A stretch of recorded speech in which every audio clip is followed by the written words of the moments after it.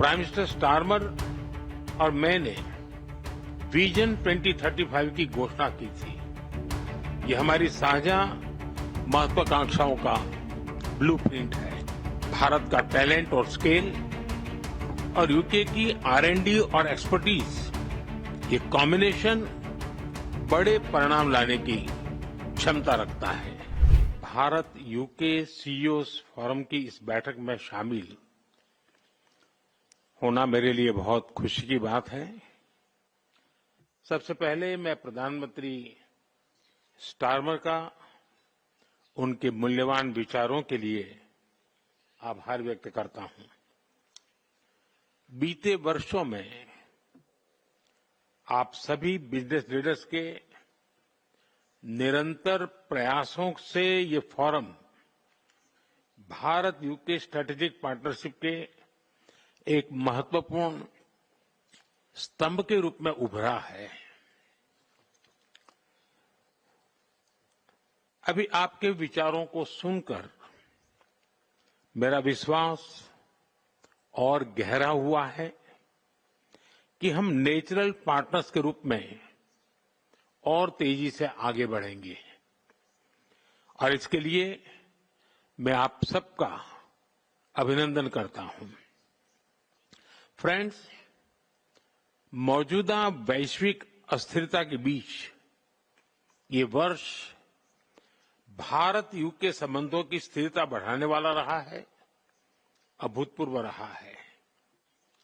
इस वर्ष जुलाई में मेरी यूके यात्रा के दौरान हमने comprehensive economic and trade agreement यानी सीटा पर हस्ताक्षर किए थे। इस ऐतिहासिक उपलब्धि के लिए मैं अपने मित्र प्राइम मिनिस्टर स्टारमर की प्रतिबद्धता को और उनके विजन को मैं हृदय से सराहना करता हूं, उनका अभिनंदन करता हूं। ये केवल एक ट्रेड समझौता नहीं, बल्कि विश्व की दो बड़ी अर्थव्यवस्थाओं के बीच shared progress, shared prosperity and shared peoples का रोड मैप है। मार्केट एक्सेस के साथ साथ ये समझौता दोनों देशों में एमएसएमईज को बल देगा। इससे लाखों युवाओं के लिए रोजगार के नए द्वार भी खुलेंगे। साथियों, ये सीटा अपने पूरे पोटेंशियल को प्राप्त कर सके, इसके लिए मैं 4 नए आयाम इस सीटों को आपके बीच रखना चाहता हूं। ये मेरे सीटा के जो नए आयाम हैं, शायद इसको काफी ब्रॉड बेस देंगे।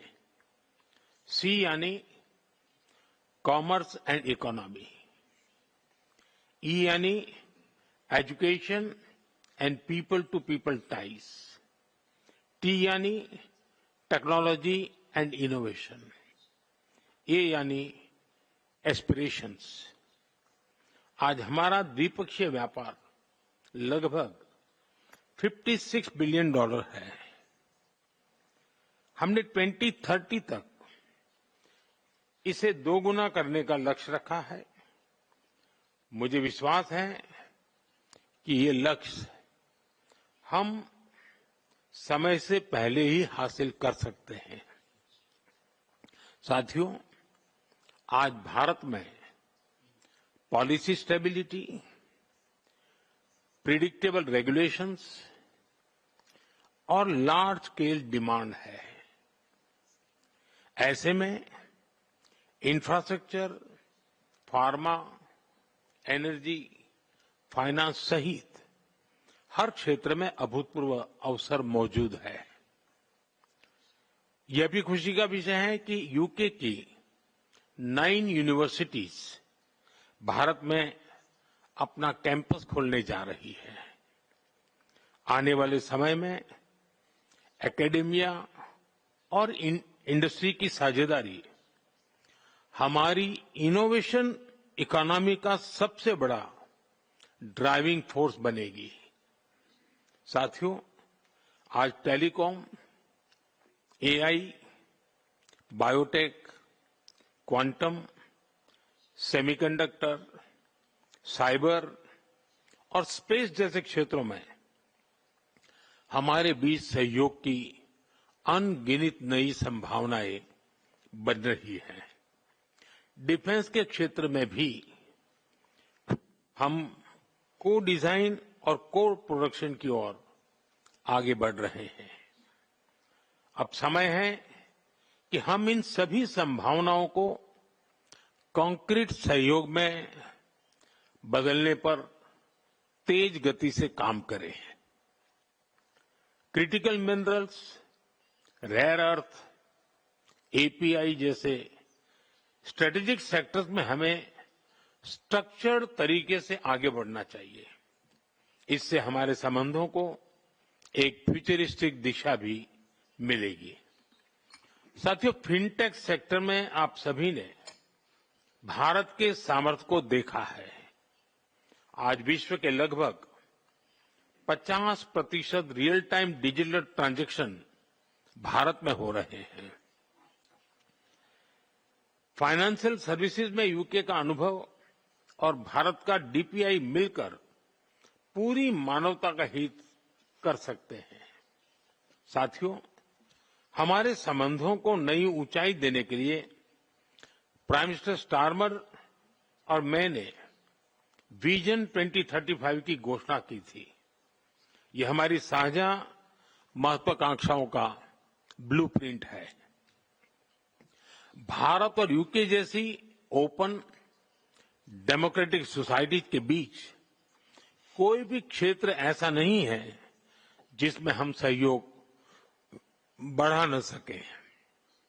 भारत का टैलेंट और स्केल और यूके की R&D और एक्सपर्टीज, ये कॉम्बिनेशन बड़े परिणाम लाने की क्षमता रखता है। इन एस्पिरेशंस और एम्बिशन को टारगेटेड और टाइम बाउंड तरीके से पूरा करने में आपका सहयोग और समर्थन अति महत्वपूर्ण है। फ्रेंड्स, आप में से अधिकतर कंपनियां भारत में पहले से ही मौजूद है।